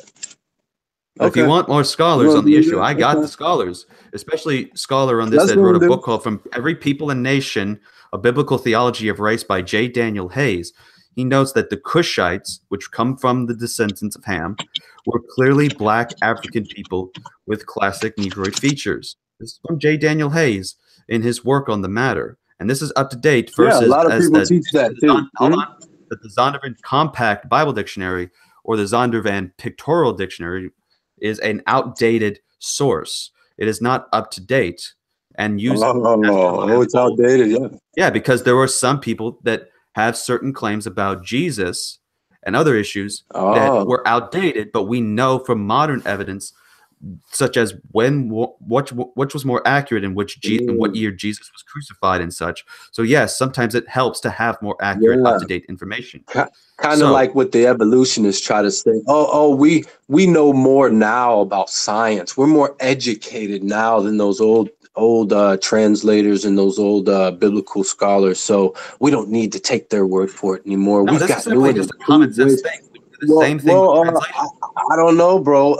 The Zondervan Compact Bible Dictionary has that in there, and I'll show it to you in another way here. Are you familiar with the Zondervan Illustrated Bible Dictionary? Okay, so what you're telling me is they took that out. That's what you're telling me. Because that's was no surprise to date. It was up to date based upon recent scholarship. Why are you getting mad, bro? Why are you getting mad and cutting me off? Can I finish? You're the one cutting me off.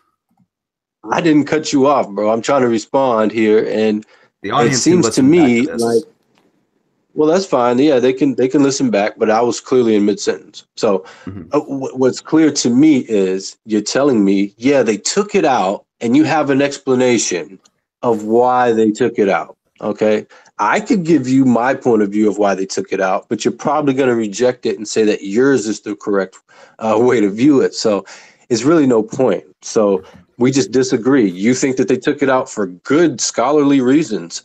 I think they took it out because they've been distorting our history since the Bible was written in the first place. So Evidence it's up for to that. you how you view it. Just like you said, you're going to approach this with presuppositions. I'm going to approach this with the people back then, closer to the times, the early Christians, they more so probably had the correct ways to view the Bible. And some of these, I don't trust all of these Bible dictionaries, but probably if any of them. Okay. I just reference them in this conversation because that's what you were appealing to with scholarship. This is why it's tough to appeal to scholarship. This is the only reason why I'm doing this, to show you it's tough to appeal to scholarship, because you could always come up with a justification and a rescuing device to say, oh, well, that used to be in there, but they took it out for this, or it used to be in there. And you know, we both can do that. So it's not going to get anywhere. What I want to see is if you can show me something, appeal to what we both know. So maybe now that you realize that we're actually talking about Africa now, maybe that can help you along. I don't know. Maybe maybe it helps make sense that every time the Egyptians fled, they fled into Africa, hid amongst the Egyptians, and they hid there. And if you look at certain maps from back in the day, in the slave trade maps, the kingdom of Judah is right there on the slave trade.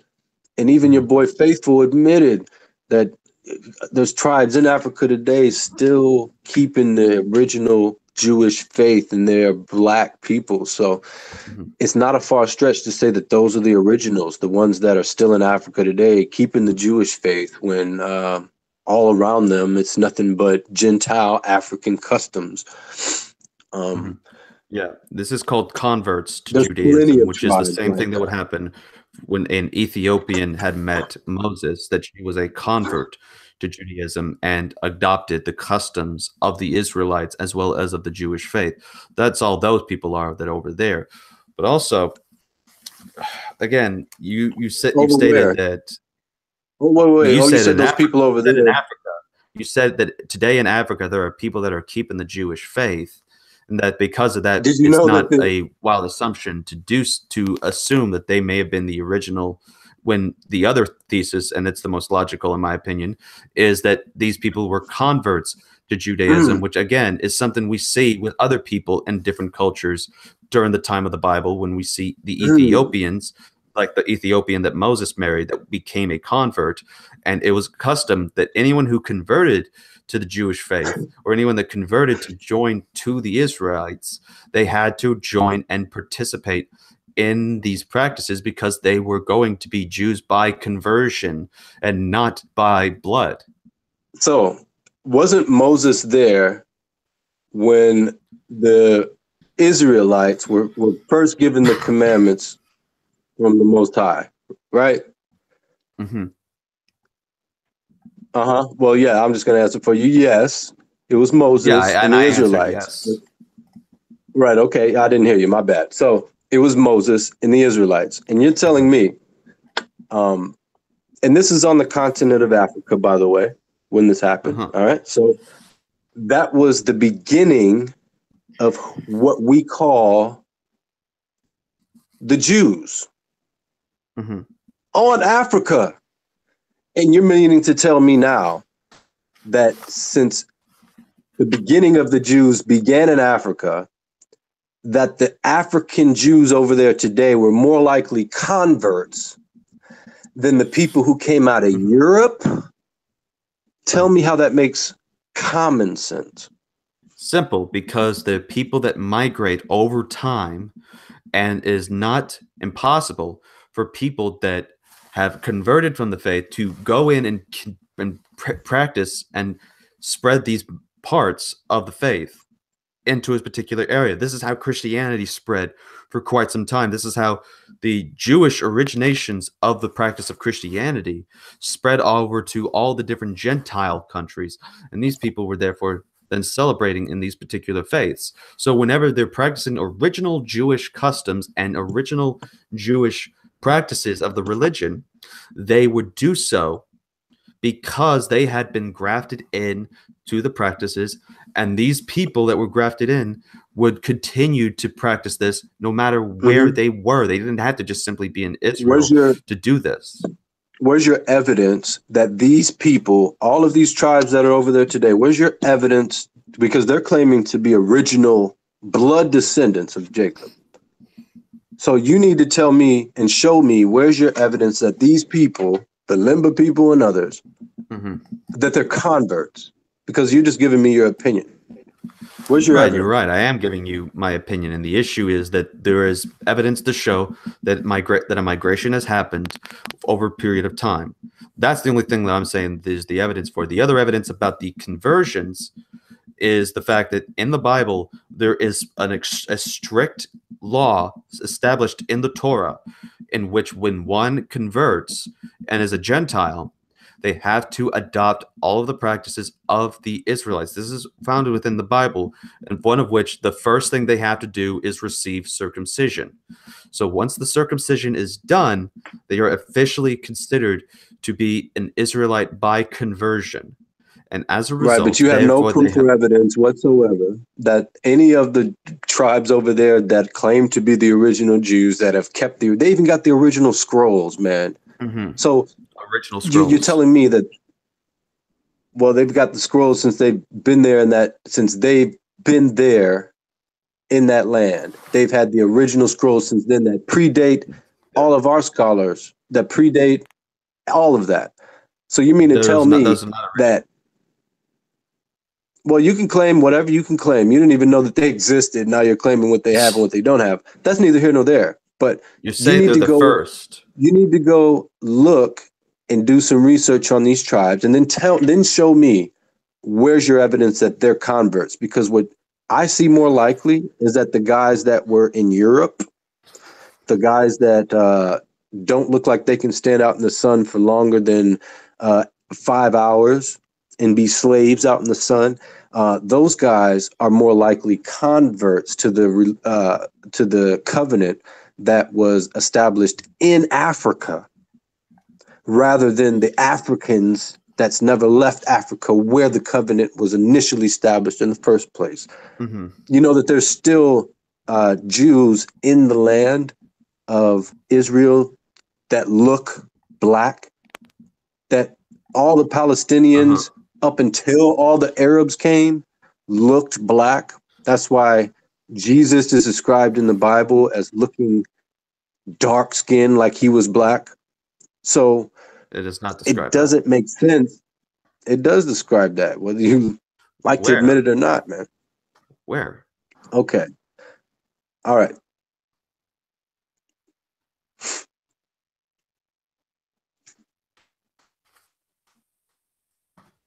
And again, I find this interesting that all these claims that you have made, I've heard and looked up in the documentary that I have sent you, that you could just easily not have to watch the entire 2 hours, but skip through the different chapters and look at all the claims that are made and see the evidence.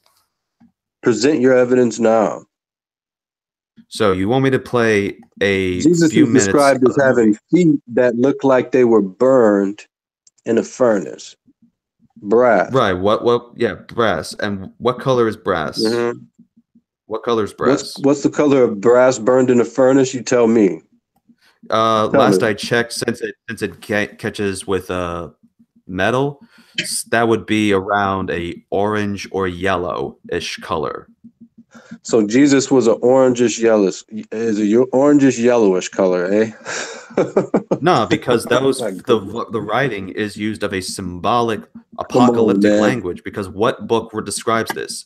The Book of Revelation. And the book, the woolly hair is used to describe in the way that is of the lamb.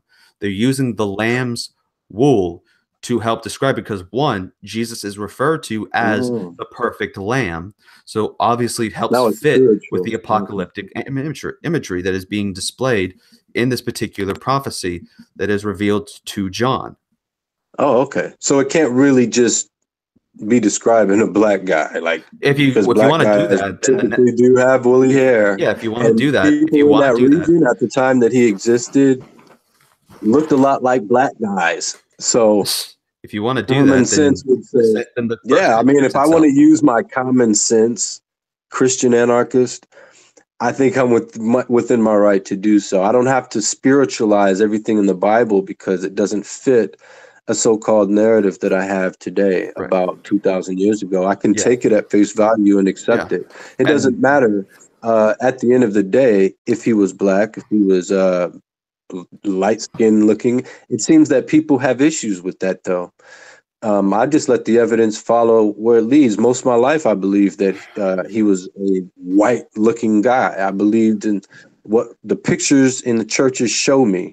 And yeah. at the very least, you should be more upset that they are depicting him with blonde hair, blue eyes, this and that, when the Bible didn't describe him that way and history doesn't describe the people in that region at the time that way. You're okay with them promoting that lie, or at least I haven't seen you rage any kind of crusade against them like you're raging against me right now for saying that Africans were black. You're saying it's okay. Yeah, you're saying it's okay for them to lie about the image of Did not. Christ. But as soon as I say, well, I'm not saying you're saying it's okay. I'm just saying you're not raging any crusade against I them have. blatantly lying. I have. So again, this shows Really? you really Okay. haven't tuned Who in. are I have you? said that it is something that Really? we should Okay. really consider. The fact, especially the uh, scientific work that was done in reconstructing what a common ancient Israelite around the time of Christ would have looked like, and they come with someone that looks more like a Middle Eastern Arab-looking individual for what Jesus would have looked like. Not So according to what I've not a seen. white person, as people have described with the Caesar Borgia image that we see in most of the churches today, since that is the only one we really have. And this new discovery of what Jesus would have looked like is a more recent finding that was done last year. Jesus hid in Africa from King Herod. He hid in Africa. So you if cited he's going to, Revelation so now chapter you're going 1. to cut me off, right? So here you go again. You're being like you have to be because you can't face certain facts. You got to talk over me and try to What does bully that me. have to do with the But discussion it's that we're okay, having about Christian. the issue of Well, what it has Jesus looked everything like? has to do with the discussion of what he looked like. Because if you're going to hide somewhere, you're not going to hide. It'd be more wise to hide amongst people that look like you than people that don't look like you. Am I right? Can I get just a yes or no on that? Can we agree on that? I'm just going to let you finish. Would that be wise? I'm just going to let you finish. Okay, I'll just say it for the both of us. Okay, it's more wise that you're going to hide among people that look like you than people that don't look like you. And if Egypt was this big melting pot of all these different races at the time, and everyone looked different, then it wouldn't be that easy to hide amongst them. You'd be easily pointed out like a sore thumb. You couldn't blend in as well. Okay. But if everyone looks in the most part the same, it'd be easier to hide among them. So when Christ went and hid amongst the Egyptians, and Egypt is in Africa, and we're talking about ancient Africa, and we see all these stone carvings from that time which match the Negroid looking faces of the Sphinx, for example, we can rationally conclude that they didn't look like the European looking people that we see today. They more so look like the black people. It's not a far stretch. So I want to know where the outrage is coming from to say that people in Africa at the time of Christ, because Christ lived in Africa, was black. Where's the outrage coming from? It has to be a spiritual issue. Two things. Because one, we still didn't go over the issue that I have tried bringing up about your interpretation of that verse. Because if we are to say that it's referring to black feet, then obviously Jesus had multiple colors. Because in the very next verse, Revelation 1:16, it says that his face was like the sun shining in full strength. So his face was like the sun. What color does the sun radiate? As either a white or yellowish color based on whatever the mode of the sun happens to be. So by that standard, black feet, white face, or yellow face. And I don't think that's the proper exegetical term in determining this particular verse. But as it even says, from his mouth came a sharp two-edged sword. In his right hand he held 7 stars. This whole thing is Jesus, apocalyptic imagery of Jesus judging the nations, comes his return when he will judge the nations and destroy his enemies. That's what the verse in its entirety of context is relaying, because the purpose of Revelation is relaying the apocalyptic imagery of what is to occur. There are definitely times in the book of Revelation where we're seeing things of an imagery, such as the mention of a dragon with horns. This isn't supposed to be referring to some literal dragon. This is referring to the 7 nations that will form as what you would probably call the one world government, the New World Order, and would start its crusade against Christ and those who adhere to Christ. So that is quite clear in the book of Revelation about that particular context. And the same context is applied with what we see in Revelation 1 with the way Jesus is described, because elsewhere in that same passage, we see the same language being described of Jesus actually coming in on a white horse and that he is slaughtering his enemies. And that it's all described back, and it all goes back to this one figurative passage where we're seeing the description of Jesus, especially of his return. Now, going to Well, hold on. Don't just skip over that point. Let me respond to that point, because even if I grant you that, that's fine. It doesn't, like even if you took that passage away from the whole equation, it still wouldn't take away from the historical time frame with the locale of and the region of the people are historically known to be such. Now, I've studied ancient Egypt for a very, very long time. That was my passion. Before I even came to the Bible, I've studied ancient Egypt. So these things are maybe more fresh in my mind or known to me than you, because I've looked at that. But when we're looking at the Bible as a whole, like I said, even if I took that verse out, there are still other verses that, like, for example, how Moses was confused with being an Egyptian. How, if Egyptians looked like every nation, or if they just looked, if everyone in the region sort of had the same sort of way about them, and except for Nubians and Africans and this kind of thing, how can you be confused with being an Egyptian when even the Bible dictionary tells you that the Egyptians were a dark race of people? Right. So even on the face of it, Paul was confused with being an Egyptian. Even Paul, I forget who he was talking to, but he started speaking Greek, and the guy was like, "You speak Greek?" Well, why was the guy shocked that Paul could speak Greek? Well, probably because he looked like an Egyptian. And Egyptians, just like the Bible dictionaries tell you, come from Ham, and Ham was a dark race of people. So it tells you right there that the Hebrews were a dark race of people, but they're not the same people. So no matter, I mean, you can come up with all kinds of reasons why you feel that they weren't, but it's just not going to convince me unless you come with something real strong, bro. You're going to have to come with something real hard. And you're going to have to get over all of those prophecies and all of those markers and signs described about these people throughout the Old and New Testament. You're going to have to get over those too. Right. So when you're talking about people brought into bondage and sold as bondmen and bondwomen and stripped of their heritage, stripped of their names. Right. So all of these fit black people. These don't fit every other nation of people. So you're going to have to get over those too, man. Okay. So 2 things. One, again, you're bringing up some of the same stuff that we've already gone over more than once in this particular discussion. So again, you've told me to do research. And again, I'm continuously still looking up on both sides of the arguments on this particular issue. So I would suggest that likewise you do the same thing, and you would take time to just look at the clips from this particular documentary, because I'm sure that you should have absolutely no fear with just looking at what is just simple. It's not like they're interviewing individual people. He's just going over the facts and going over the citations and looking at the actual pictures and depictions of that time back then. Secondly, the reason why there is an outrage over this is because people think if you're thinking it's just simply because of this whole thing of, well, you believe that the people were black.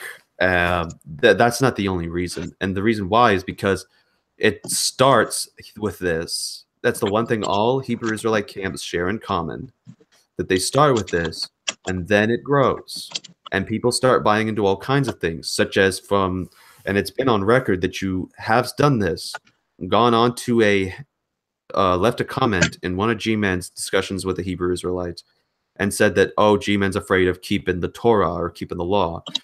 And that is a common doctrine among Hebrew Israelites, is that one must keep the Torah. Why? Because in order to keep salvation or to earn salvation, one must do a series of works, which, by the way, as you said earlier, my supposed belief is rooted in Roman Catholicism.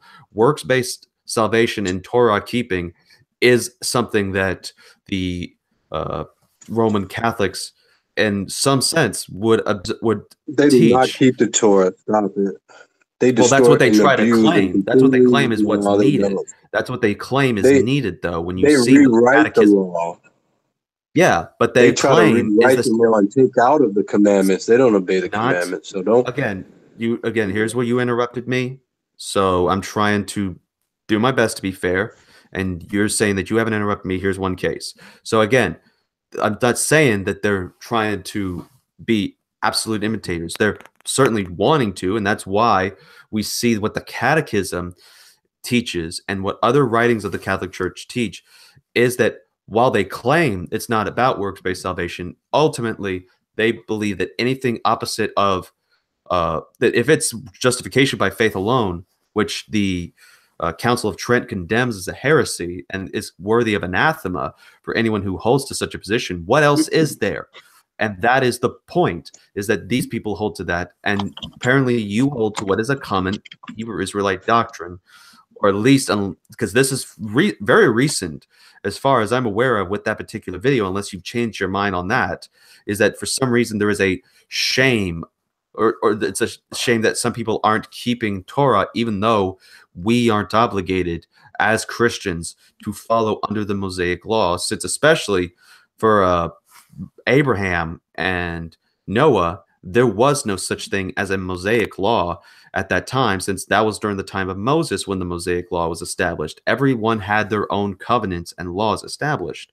So that's why we're worried, because it's not just simply that. When you start with the idea that black people are the true Jewish Israelites, and this is a common pattern, and it's always happened and can be demonstrated, that all of a sudden these other doctrines start creeping in, and that's why people have started going to these other camps whenever they finally establish themselves a certain theology and want to find a camp and full group like-minded people, such as GOCC or ISUPK, that shares it. That's where the worry is, because it's not just simply that.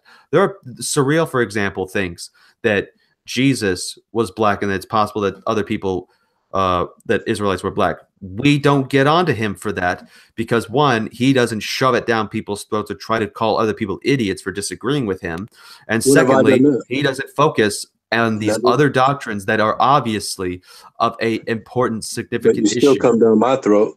So I'm not trying to come down your throat. I'm trying to tell you what the evidence is on my side, and I'm asking you to examine it and look at it. And you told me to take a look at your evidence. Refute me. You went on the post where Faithful to God had tagged me, and you said that you were going to refute my claims. Now you're saying you want me to review the evidence. Well, claims. I think that's fair. You started out saying you wanted to refute me, and now you're saying you just want me to look at the evidence. I don't see any refutation. But to address what you said about this, but before we go on, Acts 21:38, and this is speaking about then you are not the Egyptian who some time ago stirred up. Let me get the King James. Art thou art not thou that Egyptian, which before these days madest an uproar, and leddest out of the wilderness 4,000 men that were murderers? So he's talking to Paul here. So he's confusing Paul for being an Egyptian. We read out the Bible dictionary, which you admitted earlier, saying that Ham was the progenitor of the dark races, including the Egyptians. So if Paul and Moses and Christ are being confused with being Egyptians, then I think I'm safe in my assumption that they were a dark race of people. But to go on to what you were saying about the law, I always want to start when we talk about the law, because people who make the claims that you did usually come from Paul's writings when they say we no longer have to keep the Mosaic law, because nowhere else in the Bible could you even twist anything to suggest such a thing. But 2 Peter 3:15, and it says, an account that the long suffering of our Lord is salvation, even as our beloved brother Paul also, according to the wisdom given unto him, hath written unto you. So it's talking about Paul in his writings. And it says, as also in all his epistles, meaning letters, speaking in them of these things, in which are some things hard to be understood, which they that are unlearned and unstable wrest, as they do also the other scriptures, unto their own destruction. Ye therefore, beloved, seeing ye know these things before, beware lest ye also, being led astray with the error of the wicked, fall from your steadfastness. So Peter's warning us about Paul's letters. And in other translations, he's saying, being led away in the error of lawlessness, which is also where we get wickedness from, because being wicked is being contrary to God's laws. That's what sin is. Sin is transgression of the law. So in other translations, it actually says being led away with the error of lawlessness. So Peter is warning about people who read Paul's letters and come out falling into lawlessness. So I always like to start with that, because I think it's important to point out that even Peter's given a disclaimer, and I think that there are certain stumbling blocks in scripture laid down by the Most High himself to weed out those who really want to love him and seek him and do what he says, and those who want to take the gospel and make it about their own beliefs and ideals. So concerning the law, Jesus himself said that the law isn't going away with. The only thing that was done away with was the sacrifice. That's what he fulfilled. He fulfilled the law, meaning he came and showed how to keep the law, how to live in righteousness. And he corrected the Pharisees who were abusing the law and not doing it correctly. So he also said out of his own mouth to obey the Pharisees and what they said to do, but not do what they do, because they say the law, but do contrary to the law. So if Jesus told us to keep the law, and he said that the law wouldn't pass until heaven and earth passes, and he warned about people teaching against the law. He said, if you teach people to break even one of the least commandments, you'd be called least in the kingdom of heaven. I think I'm following Christ when I say that the law is still in effect until heaven and earth pass away, and that he did not do away with the law. He did away with the perfect sacrifice needed to atone for our sins for breaking the law. So it makes no sense for all of the writers all throughout scripture, all up including Christ, telling us to keep the law, and then all of a sudden Paul gets told to do away with it. It doesn't make sense. So yeah, the law's still in effect, man. Breaking God's commandments isn't okay. And as the church, which is Israel, by the way, and Paul tells you that in Romans 11, if you are saved, you are grafted unto the cultivated olive tree of Israel, meaning you are an Israelite if you follow Christ. Because what did Christ say? I have not come but for the lost sheep of the house of Israel. That's what Christ said. So if you're saved, he came for Israel. So you should be grafted in among Israel for salvation. So all of the laws pertaining to Israel are not done away with according to Christ's own decree. Mm-hmm. All right. Unfortunately, we are out of time, but I will respond to that, and then I'll just, for most of the stuff that you mentioned concerning the law, I will just send you an article that I think clearly shows from a exegetical standpoint, and not having to rely too much upon scholarship, why we're not held under the law based upon the original language of the text, as well as just simply exegeting the text in its entirety. But concerning what you said, that we Good just luck with that. appeal to, hold on, that we just appeal to Paul. This is a claim that's made by people, but I don't think we just simply go to Paul. We go to also Jesus in Matthew chapter 7, verse 19. And unfortunately, this is where the more modern translations show what was in the original, since there is a text that is missing in the King James part. For it says, for when Jesus is making the analogy, starting in verse 18 in the parable, are you also lacking in understanding? Don't you realize that nothing goeth into a man from the outside can defile him? For it doesn't go into his heart, but into the stomach, and it is eliminated. In the text that is in most of the translations these days, that is translated from the earliest manuscripts that we have of this text, is Kotharzion Panta Ta Bromada, which is in English, as a result, he declares all foods clean. So right here, this is a comment, and that part, as far as scholars note, isn't Jesus' words, but a commentary from Mark himself, who has heard these words and is recording down in the gospel what he got from Jesus' teaching here. And so we seem to see is that Jesus, by making the statement that, the food that goes into you doesn't defile you, because it doesn't go into the heart, which is what defiles you when it comes out, but it's the stomach that it goes into and is eliminated, is going through the process of being turned into the waste, as the Greek phrase is used for that particular word there. And then Mark comments saying, as a result, he declares all foods to be clean. Am I going to get a chance to respond, or are you just going to end the show? You can respond to that, and then we got to, unfortunately, because I need to get to work in the morning and I have to get some sleep because it's 1 o'clock here. So yeah, you could respond to that, and then we're gonna sign off. Yeah, man. I mean, I don't need much to respond to that. I mean, I guess eating humans is okay now because it's not what goes in your mouth that defiles you, but what comes out of it, right? So we can go around eating humans and whatever else.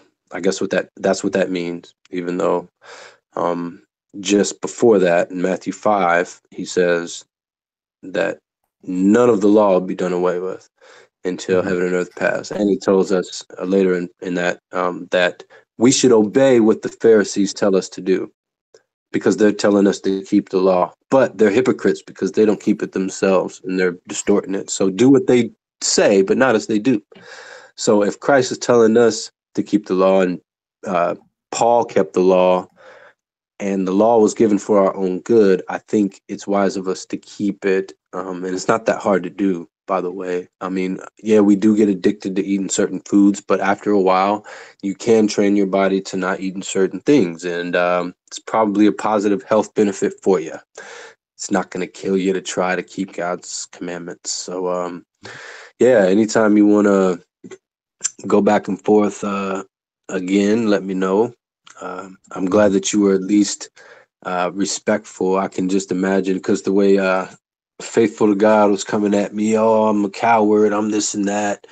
I just have no interest in doing drawn out formal debates. I think it's more productive when we can go back and forth. Yeah, there might be some talking over here or there, but I much rather prefer this than having blocked out sections of time where you can't respond and only a limited amount of time to respond. I'm not feeling that whole vibe. So tell your boy if he wants to talk, we can do it one-on-one too. But as long as we're respectful, we can get our points out. It's no issue, man. And also, man, tell your people in the side chat, man. It's like you know, I don't know what kind of people you be around, but it seems like a side chat full of people who just don't want to do nothing but demonize and talk crap, man. So you're talking about the live chat? The live chat and everything else. I mean, it's like as soon as I say I don't control comes in and out of that particular right, I'm not thing. saying People it's your fault. I'm just saying pay attention to it, because why is it that I can have a view that why is it that I'm being attacked like this for just stating I got an people obvious that come on historical I view? have shows Friday. People accuse me of being an idiot. I don't give a crap what they have to say. I'm just saying, like, I know that what I'm standing for are is these the truth when I people? preach the gospel. Are these the people that you like? Because these are people watching your channel. So, like, are I don't you know some of okay them. with?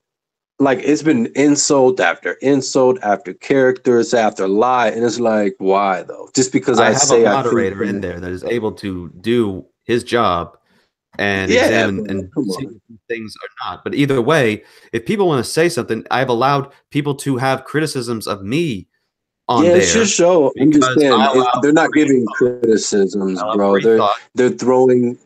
They're throwing poo-poo. They're not giving criticisms. Just look at the side chat. It's nothing but insults and all of that. And I'm not saying it's your fault. I'm not saying, but it is your channel. So I'm just like, you know what I mean? Is this the kind of thing you roll with just to get views and to have people come on and mock? Like, No, tell your I people to make get sure that somebody's educated and watching so I can bring preach the gospel. tell When them I'm to going bring to pray at the end of this. So tell people them can to bring hear when I some pray points. and they hear of the truth of God.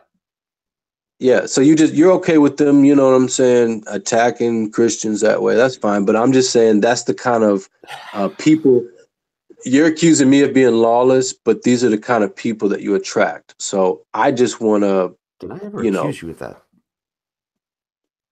When did the words "you are lawless" escape my lips? are putting people under the law, but you're okay with being around people that all they do is throw monkey poo all day. Like, it doesn't make sense. I'm in a position where they're throwing monkey poo at me.